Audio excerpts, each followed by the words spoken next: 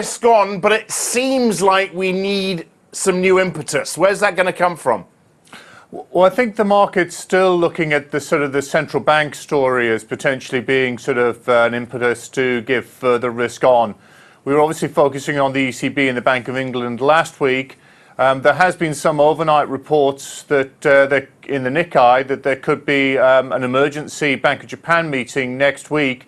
And then obviously the market's looking at the UK budget next week and whether there's a change in the Bank of England's mandate.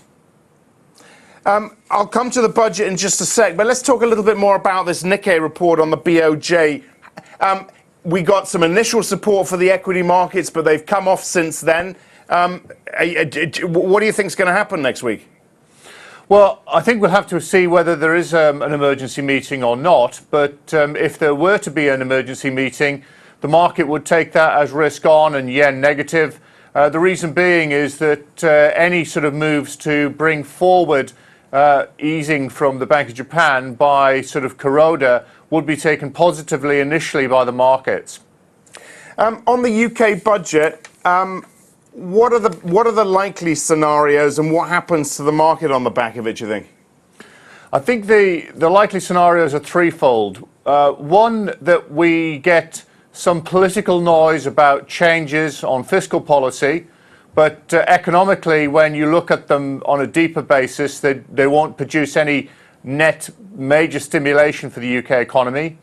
Secondly, it seems as though we're going to get an extension and some tinkering with the Bank of England's FLS scheme, which could well be sort of hinted at quite strongly in the budget. But the big issue is whether the Bank of England's mandate is changed from inflation targeting to either a Fed-style dual inflation and employment, or alternatively a nominal GDP target. If we do see either of the latter two, then that would sort of point to much more aggressive Bank of England easing in the second half of the year, and that would be sterling negative, but would also help the tone in global markets.